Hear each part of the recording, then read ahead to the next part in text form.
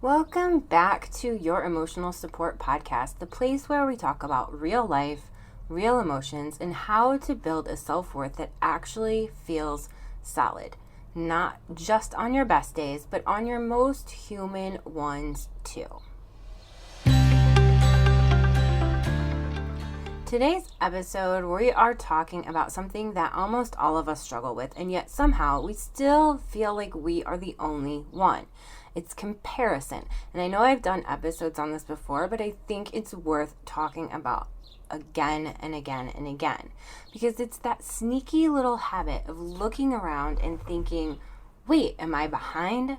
Should I be further along? Why does it seem like everyone else has it figured out except me?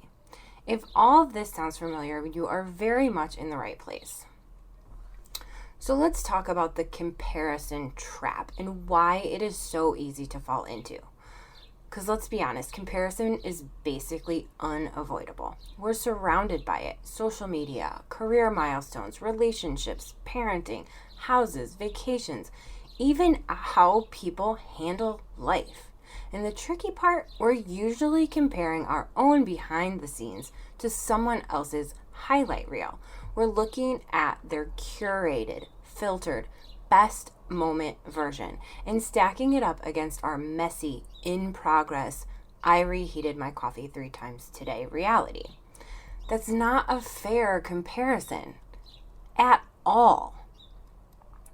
So I want to really stress that your life path is not supposed to match anyone else's. That's why it's yours. I really want you to hear this. There is no universal timeline for a successful or worthy life. I'm going to say it again because I think it's so important. There's no universal timeline for a successful or worthy life. And I say that not just as a counselor, but as a human who has lived this. I had my son alone at 34. I got married for the first time 3 months before I turned 40.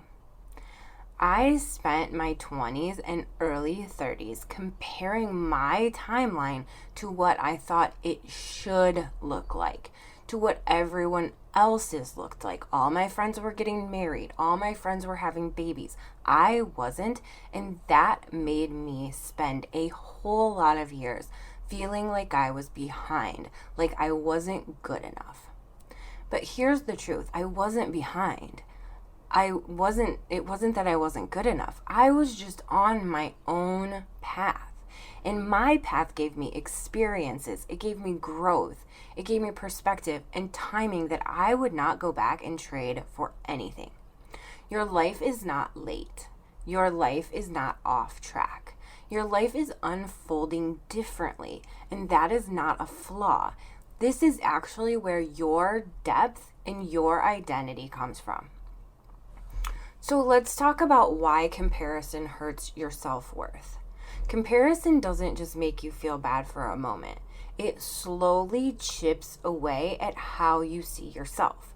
Because when you compare, you're usually doing one of two things. You're minimizing your own progress, or you're exaggerating someone else's. And neither of those things is rooted in reality. You start to forget what you've overcome, what you've built, who you've become, because you're too busy measuring yourself against a completely different story. Let's get into some real doable shifts that you can start using to stop that comparison spiral. The first one is to just catch it, just notice it, but without judging yourself. Comparison is a habit. It's not a personality flaw, where it's just ingrained in us. So instead of thinking, oh, why am I like this? Try, oh, there is that again. Okay? Just noticing that comparison. Awareness is step 1. You don't have to shame yourself for it. Just start noticing it. The second tip is to get curious, but not critical. When you feel that comparison sting, ask, what is this actually bringing up for me? Is it a desire for connection? Is it a fear of being left behind? Is it a goal you haven't fully admitted to yourself yet? Comparison can actually point you towards what matters to you if you start to listen to it a little bit differently. The third tip is to shrink the lens back to your own life. When your brain is scanning everyone else's progress, doom scrolling at its best, gently redirect. What's one thing I've done recently that I'm proud of? Ask yourself that question. And even small things count. Actually, small things especially count because those get so easily overlooked. But there's still accomplishments. There are still things that you can be proud of. The fourth tip is to remember that different timing does not equal wrong timing or bad timing. Just because something hasn't happened for you yet doesn't mean it never will. And just because someone else has something now doesn't mean they didn't struggle to get there or won't struggle later. Life is not synchronized swimming. It's more like a bunch of people doing their own interpretive dance at completely different tempos. And honestly, that is really the beauty in it. We're all doing our own thing, and that's what makes us great and unique. Okay, so here is a reframe that changes everything. And this is what we need to do to improve our self-worth. This is the one thing that I tell everyone, is to just reframe our thoughts, change our perspective a little bit.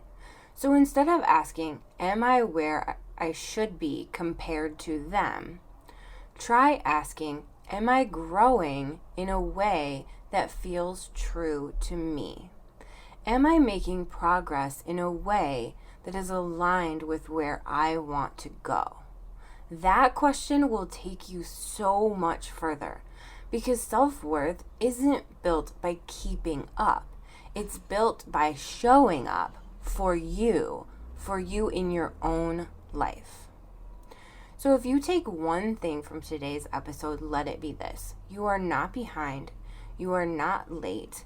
You are not missing your moment. There's nothing wrong with you. Your life is not meant to look like anyone else's. And the more that you can come back to your own path, your own pace, your own story, the quieter that comparison voice becomes. If this episode resonated with you, share it with someone who might need that reminder too. And as always, I am so glad you're here.